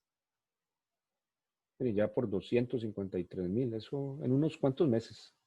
Va creciendo y creciendo y creciendo. Es una de las fortalezas de Python, que tiene una comunidad de programadores muy activa y muy amplia, entonces va creciendo la funcionalidad que ofrece, no solo en la parte geoespacial, sino en muchas otras áreas. Ok, ese es el Python Package Index. Luego la Python Software Foundation o el PSF, que era lo que les estaba mencionando, es la organización, es sin fines de lucro, que posee los derechos de propiedad intelectual de Python. Es, por así decirlo, la dueña del Python y que se encarga de administrar las licencias de software libre con las que se distribuye este lenguaje de programación. Ok. Bueno, esto sobre el uso de Python en sí, del cual ya había mencionado algo también. Lo que quiero resaltar es cómo en las diferentes herramientas que están listadas aquí a la izquierda, en muchos casos se prefiere Python como el lenguaje de scripting, o como mencioné, este es el lenguaje que se utiliza para ampliar la funcionalidad, para crear, digamos, en el caso de QGIS, complementos. Bueno, entonces vean todos los software que hay aquí a la izquierda, el ArcGIS. El ArcGIS tiene su propia plataforma, es propietaria, digamos, un conjunto de bibliotecas de Python con los que uno puede algún proyecto en ArcGIS agregar botones, agregar opciones de menú, agregar procedimientos. En el caso de QGIS, de nuevo, están estos complementos, los plugins que he venido mencionando. Vean que todas estas herramientas están escritas en otros lenguajes de programación. Sobre todo se prefiere el C y el C++ porque generan código que es muy eficiente. Entonces la funcionalidad base del sistema se hace en esos lenguajes de programación. Ahora, todos, creo yo, en estos días dan la opción de que el programador extienda esa funcionalidad. Y como el C o el C++ o los otros lenguajes que hay ahí son un poco más complejos, entonces proporcionan una interfaz en Python para que se pueda acceder desde ese lenguaje de programación lo que está hecho en C o en C++ o en cualquiera de los otros que hay ahí. La mayoría de los programadores, entonces, de los que hacen scripts, prefieren utilizar el Python, aunque también se podría utilizar el lenguaje original, pero es un poco más complicado para la mayoría. Bueno, entonces vean aquí como hay muchas herramientas de escritorio, el GRASS, Saga, UDIC, yo no sé si el UDIC todavía se utiliza, el MapInfo, todavía quedan por ahí. Hay herramientas web como el MapServer, el GeoServer, bibliotecas. Okay. Entonces, el uso de Python es bastante difundido en estas herramientas de manejo de datos geoespaciales. Ok, ¿cuáles son algunas de las ventajas de Python para el uso en sistemas de información geográfica? Tiene una sintaxis sencilla y es relativamente fácil de aprender por parte de especialistas. Sí, aquí se toma en cuenta que los especialistas en sí, que muchas veces no son programadores de profesión, son personas que programan, digamos, de forma algo ocasional, aunque conozco muchos que que se han ido aficionando o que han creado incluso un modo de vida a través de programación, de herramientas SIG. Es muy popular, tiene muchos recursos disponibles, hay tutoriales por todo lado, libros, listas de correo, foros de discusión, pueden encontrar muchos cursos, algunos gratuitos, algunos de pago, y en general hay una comunidad que es muy activa y que está muy bien consolidada, y eso es una ventaja, poder uno conseguir ayuda cuando tiene problemas, lo mismo que cursos de capacitación, documentación en general, son libres y son relativamente fáciles de acceder. Como les mencionaba, hay dos versiones de Python, aunque ya cada vez más queda solamente esta, que es el Python 3. Aún así quise dejar esta diapositiva porque se pueden encontrar cosas en Python 2. La cosa es así, en algún momento la comunidad de Python, la Python Software Foundation, quiso dar un salto importante en la sintaxis del lenguaje y dijeron, ok, pasemos de la versión 2 a la 3. El problema es que los programas hechos en la versión 3 no son compatibles con la versión 2. Entonces, eso se tuvo que ir haciendo despacio, despacio, despacio, para no dejar botados, por supuesto, a todos los programadores y a todas las aplicaciones que usaban la versión 2. Entonces, la versión 3 se fue liberada en 2008 y durante ese tiempo se dijo, ok, se le va a seguir dando soporte a la versión 2 y en algún momento entonces se va a parar y se va a decir, ok, de aquí en adelante solamente la 3. Bueno, se hicieron varios intentos para fijar esa fecha y lo corrieron varias veces. Y el último fue en, que yo sepa, en 2020, en donde ya lo hicieron del todo. Y se dijo que la versión 2 no va a recibir más soporte. Por supuesto, sigue, lo que está hecho en la versión 2 sigue funcionando, pero ya no se van a crear, ya no se le van a ir a sacar pulgas pulgas son como errores que tienen los interpretadores de la versión 2 y tampoco se van a desarrollar nuevas versiones, porque se creaban nuevas versiones para la 2, 2.1, 2.3 y así por lo general. En este momento entonces está compilada, pero aún así pueden ver alguna cantidad de paquetes y de programas en Python que usan la versión 2 que no han sido actualizados, aunque la recomendación es actualizarlo lo más pronto posible. Nosotros lo que vamos a usar es la versión 3. Las diferencias entre las versiones son realmente pocas, pero igual el programa no funciona si no está totalmente traducido a la versión correspondiente. Ok, vamos a ver qué más había por aquí Bueno, en el texto pueden ver esto que les estoy contando con más detalle y también hay varios recursos que pueden seguir a través de los enlaces para ver si hay algo en el chat. No. Ok. Algo que quiero resaltar, que voy a hacer énfasis varias veces a lo largo del curso, es la filosofía de diseño de Python y varios lineamientos que la comunidad da como una guía acerca de cómo programar. Bueno, hay una lista en ese sentido muy popular que se llama el Zen de Python. Son una serie de frasecitas ahí que suenan como muy sencillas, pero que es bueno tenerlas en cuenta. Son cosas así como lo hermoso es mejor que lo feo, lo explícito es mejor que lo implícito, lo simple es mejor que lo complejo es mejor que lo complicado. Esto depende de la traducción, que es complex y complicated. Bueno, son una serie de frases que pueden resultar ahí como redundantes o un poco obvias, pero a la hora de programar empiezan a tener sentido. Como diciéndole al programador, bueno, mantenga su programa simple, no lo haga demasiado extenso en la medida de lo posible y eso ayuda a tomar ciertas decisiones que uno a la hora de programar. Bueno, la aplicación de estos principios y el seguimiento de una serie de mejores prácticas es lo que también produce lo que se llaman idioms de programación. Probablemente no voy a hablar de idioms cuando uno le enseña lenguajes, por ejemplo, inglés. Bueno, es como un conjunto de mini recetas para cumplir ciertas tareas, digamos, cómo procesar una lista o cómo recorrer los archivos del disco o un conjunto de registros en la base de datos.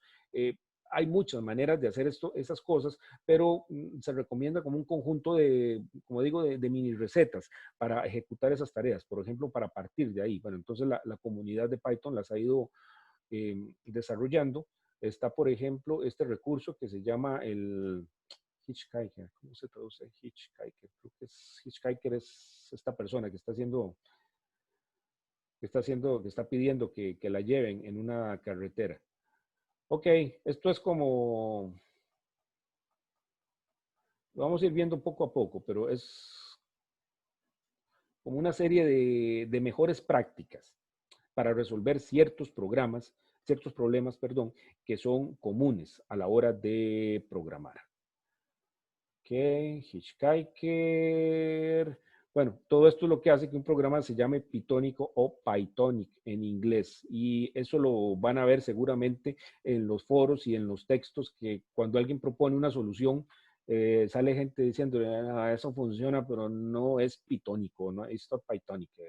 o sea, no es propio de la manera en la que se hacen las cosas en Python. Bueno, los programadores que siguen esa filosofía se les llama en inglés Pythonists o Pythonistas o Pythoners. Esa es la página principal que define el término. Muy sencilla, pero parece que ahí se origina, por eso es que la puse. Ok, bueno, esas son cosas que les van a ir resultando cada vez más familiares conforme vayamos avanzando en el uso del lenguaje. Bueno, hablamos también de cómo es la aplicación de esto en los datos geoespaciales. Python 2, Python 3. Ahora sí, vamos a hablar de las herramientas que vamos a utilizar para desarrollar en Python y para que ustedes entonces puedan ir instalándolas. Yo creo que después de esto entonces podemos concluir la clase. ¿Alguna pregunta hasta el momento?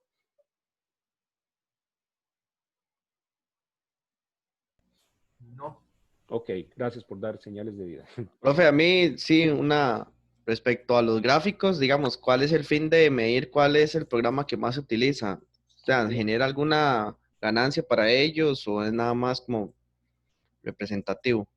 El lenguaje de programación, ¿quieres decir? ¿Cuál es Ajá, el- en los gráficos que estuvimos viendo, digamos que Python ahora está de tercero y así. Bueno, tiene diversas implicaciones. Muchas veces a las organizaciones o a los programadores les interesa capacitarse en plataformas que tengan suficiente soporte. Entonces, si un lenguaje de programación va descendiendo, probablemente va muriendo, entonces no es una buena opción para empezar un proyecto nuevo, probablemente.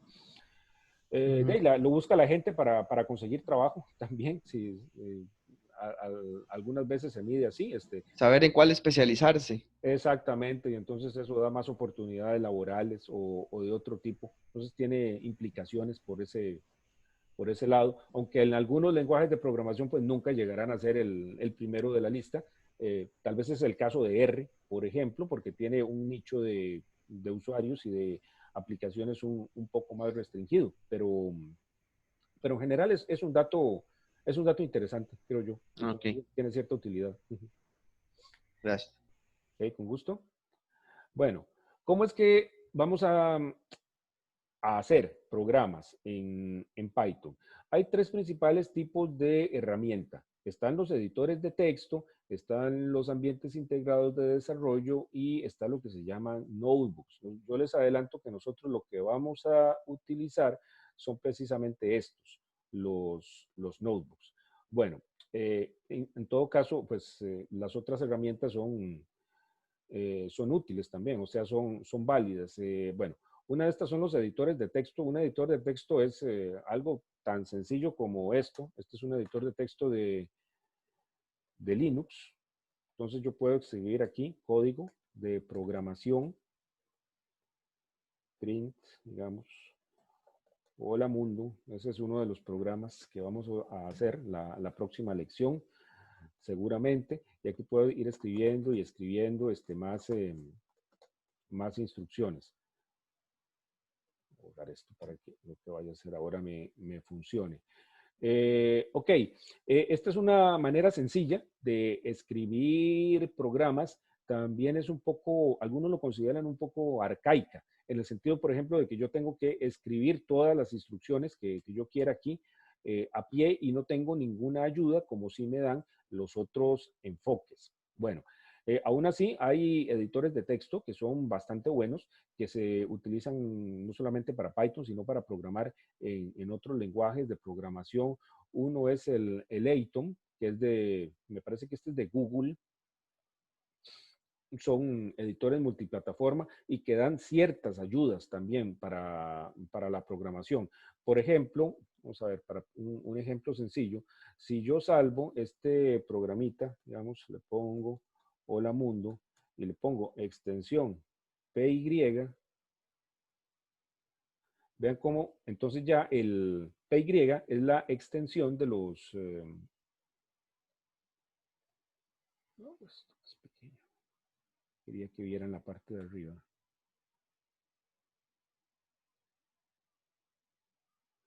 Es que tengo como tres abiertos. Minuto. Está. ¿Cómo hago?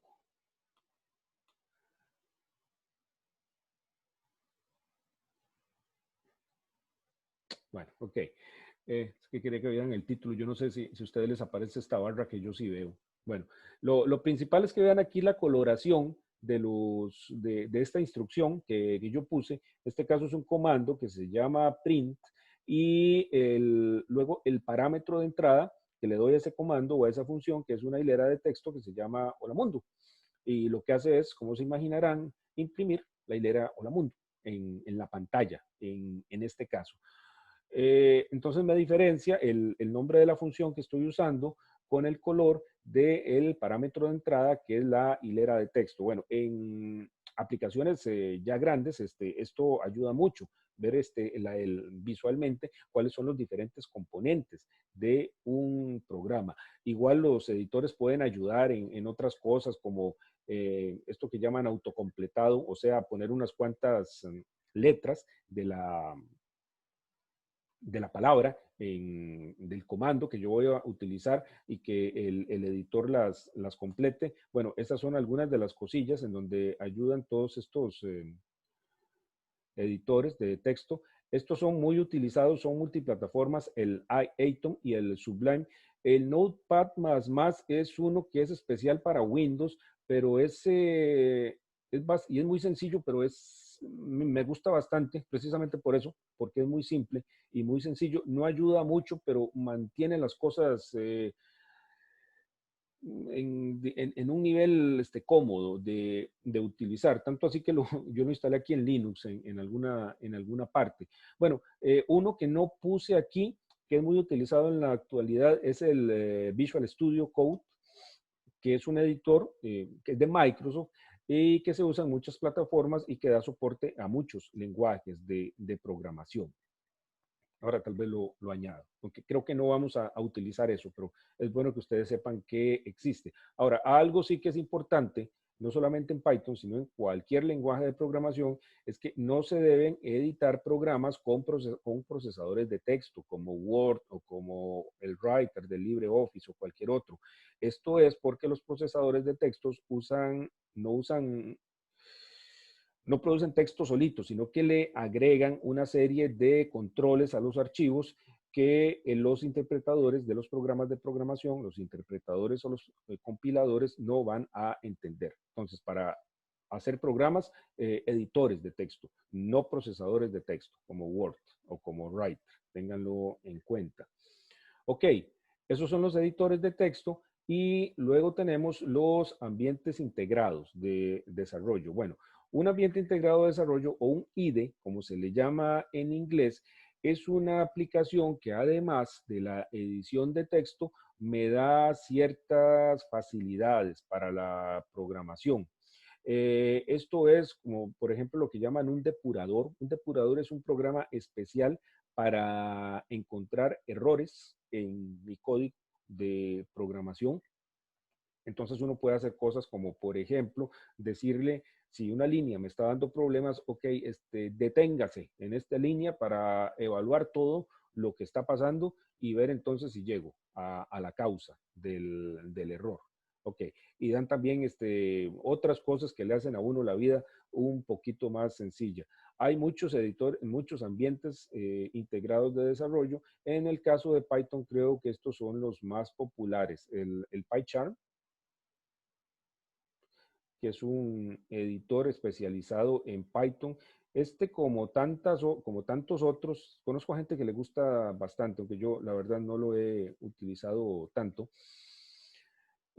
Como tantas otras herramientas, tiene lo que se llama una versión corporativa, algo así lo que le llaman, y una edición de comunidad. Bueno, la de comunidad, bueno, aquí está profesional y community. La de comunidad, la que es gratuita.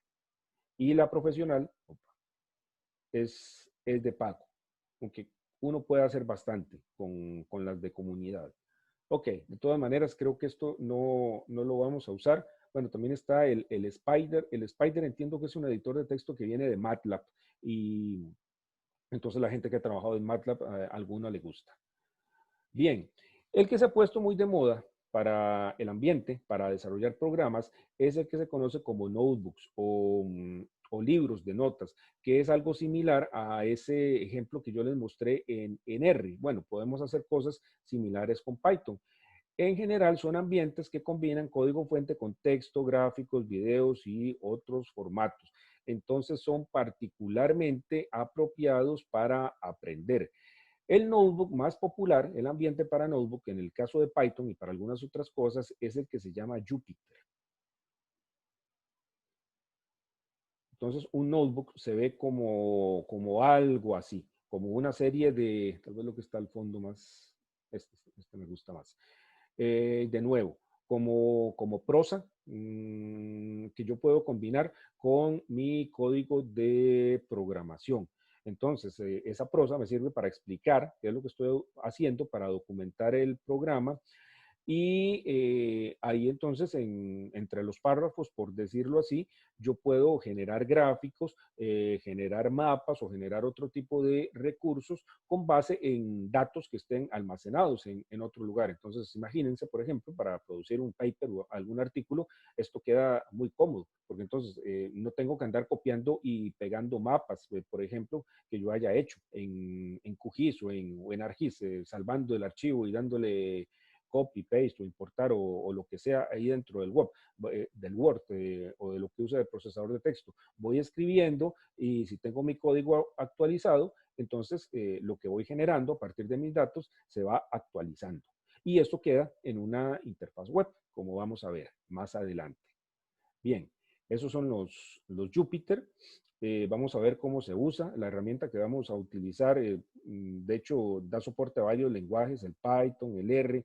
Estos dos son lenguajes nuevos que están tratando de ponerse de moda. Del Julia lo veo que se menciona mucho ahí entre la gente que le gusta probar cosas nuevas en el ámbito geoespacial. Bueno, y esto utiliza un lenguaje de marcas que se llama el Markdown. Un lenguaje de marcas es básicamente un lenguaje para hacer páginas web, en nuestro caso. Un lenguaje en donde yo le digo, ok, esto va en negrita, esto va en itálica. De hecho, este texto que estamos viendo es Markdown.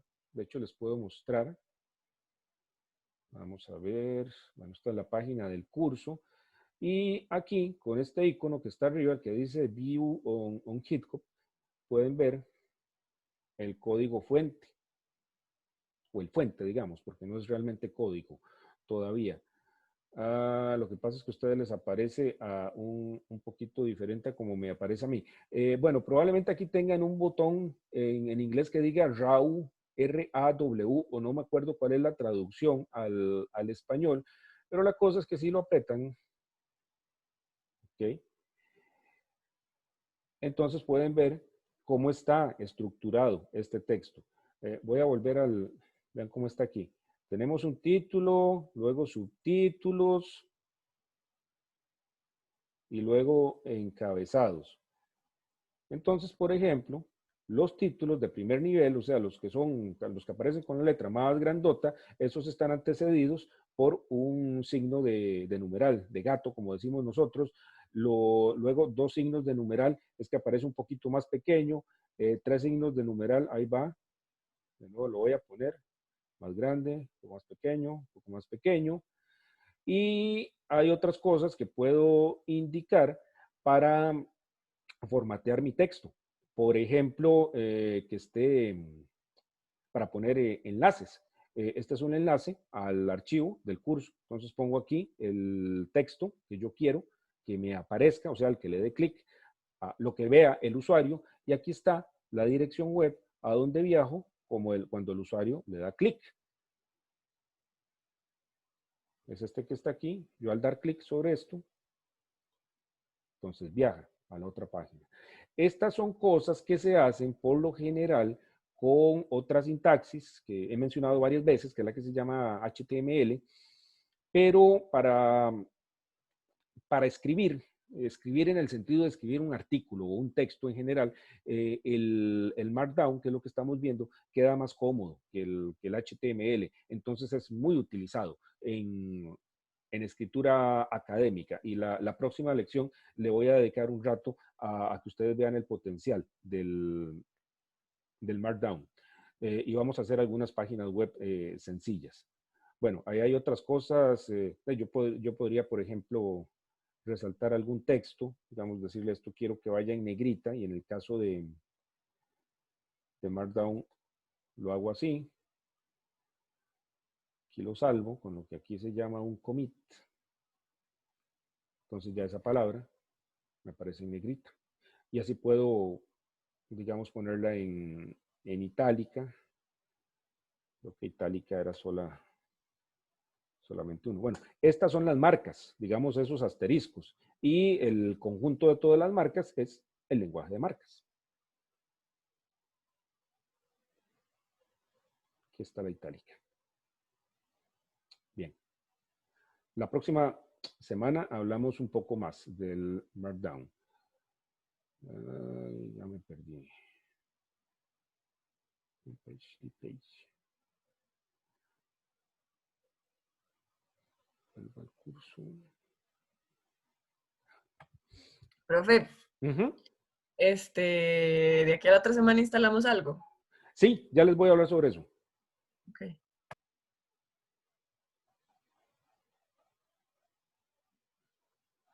Ok, lo que vamos a instalar es una herramienta que se llama Anaconda, que tiene el interpretador de Python, los Jupyter Notebooks y una serie de herramientas que nos van a ser de utilidad. Bueno, nada más para que sepan, el interpretador de Python se puede obtener de varias formas. Una es ir directamente al sitio web de Python, y aquí uno busca la versión que es apropiada para el sistema operativo que está utilizando. Aquí, como yo estoy en Linux, me da algo para Linux.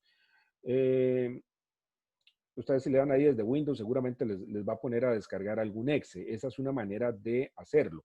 Ahora, nosotros lo que vamos a utilizar en el curso es esto que les estaba mencionando, que se llama Anaconda, que es una distribución libre de Python y que también incluye otras herramientas como el R. La ventaja que tiene el Anaconda es que simplifica algunas tareas como manejo de paquetes. Vamos a usar muchos paquetes. Paquetes son como bibliotecas de software con diferentes versiones y dependencias, y ya viene como preconfigurado. Sin eso, a veces instalar los paquetes geoespaciales se vuelve dificilísimo. Ok, luego vamos a ver en detalle cómo funciona, pero pueden ir a la página de descargas del Anaconda. Esto no es para que lo hagan ahora, es para que lo hagan en el transcurso de la semana. Y esto los va a llevar ahí de alguna manera a las diferentes opciones dependiendo del sistema operativo. Entonces, como pueden ver, está para Windows, para Macintosh y para Linux. Todos están, solo por curiosidad, todos están usando Windows. Mejor dicho, ¿hay alguien que no esté usando Windows? Más fácil preguntar así. No, silencio, no está bien. Bien, entonces lo que instalarían sería una de estas dos versiones. Hay una de 32 bits, pero casi nadie tiene 32 bits en estos días. Entonces yo les recomendaría que de una vez descarguen esta para 64 bits, que como ven el archivo es un poquito grande y la instalación puede que dure ahí un rato. De hecho, si en eso me ha pasado cuando lo he instalado en Windows, que a veces en algún punto se queda ahí como 10 minutos o más ahí pensando. Eso es porque durante tiene que bajar. No lo baja todo en estos 400, en este medio giga que vemos aquí, no lo baja todo, sino que en el camino tiene que ir bajando varias cosas. ¿Ok? Entonces, descárguenlo, por favor, lo instalan. Es muy sencillo, es de darle siguiente, pónganle todas las opciones que hay por defecto y terminan con eso instalado. Ok, cuando lo abran, entonces les va a quedar algo como esto. Va a haber ahí en su menú de Windows algo que se llama el navegador de Anaconda, que les da una interfaz similar a esta. Vean que tiene varias cosas y lo que vamos a usar nosotros son aquí el Jupyter, esto que hay aquí, de lo que les estaba hablando. Tal vez el Jupyter Lab, que es una versión que está un poco más avanzada, pero esto todavía está como medio experimental. Entonces yo creo que la mayor parte del curso la vamos a hacer en Jupyter, el Jupyter tradicional, digámoslo así. Ok, bueno, esto lo veremos la próxima lección, pero lo que vamos a obtener es una interfaz como esta. Es una serie de celdas en donde podemos poner o código de programación o texto, como este que está aquí, como les estaba contando. Y aquí está el famoso Hola Mundo. Pero bueno, lo vamos a dejar para la próxima lección. Bien, entonces, esa es la tarea, nada más, para el próximo jueves, que entren a la página de descargas de Anaconda y que lo instalen. Profe, si tengo R previamente instalado, no me afecta en nada. No, para nada. Ok. Profe, y usted también nos dijo que nos abriéramos un perfil en GitHub. ¿De una vez lo hacemos? Sí, lo O- pueden ir sí. haciendo si quieren. Bueno, les puedo mostrar, sí. Entran a github.com, lo voy a poner ahí, en el chat.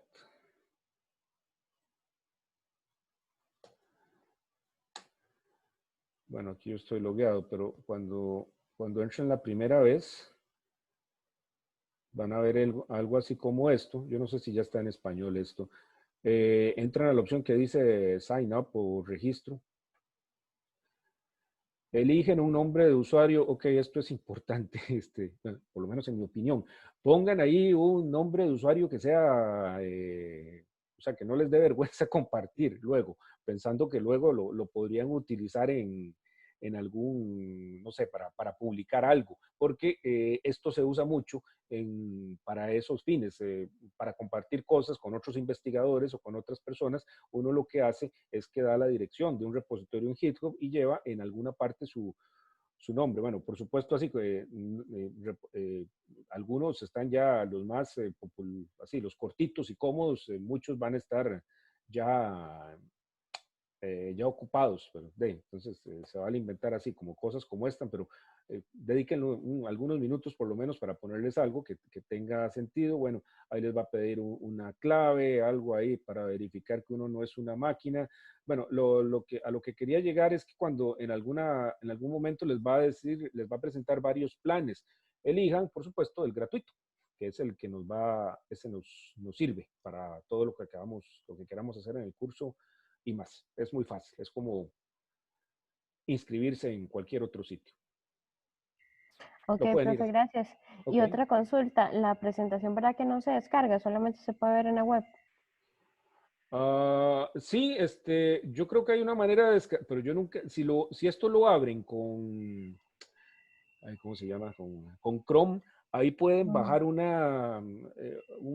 se llama? Una extensión o algo así por el estilo que permite bajarlo como un PDF. Ahora, el curso, la idea mía es que quede aquí para siempre. Ok, ok. Entonces Entonces, ahí lo pueden manejar. Ajá. exactamente, y ahí se va acumulando como les mostré que estaban los otros. Y cuando haya versiones posteriores del curso, digamos, el otro año o más adelante, si es que lo doy, entonces ahí también ustedes lo pueden consultar. Ok, genial, gracias. ¿Ok?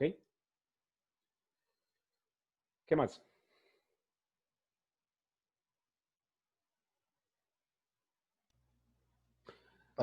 Yo estoy claro. Ok, perfecto. Entonces podemos, voy a dejar de compartir esto. Ok, podemos dejarlo aquí el día de hoy. De nuevo, entonces, descarguen el Anaconda y tráiganlo instalado para de hoy en 8. Y si tienen cualquier pregunta, ahí me escriben. De acuerdo. Ok, muchas gracias. Perfecto. Gracias, profe. Bueno, entonces nos vemos. Perfecto, profesor, muchas gracias. Buenas noches. Hasta luego. Profe, muchísimas gracias. Buenas noches. Buenas noches. Buenas Buenas noches. noches, gracias. Gracias, profe. Saludos. Buenas noches. Chao, profe, buenas noches. Bueno, Hasta Manuel. luego.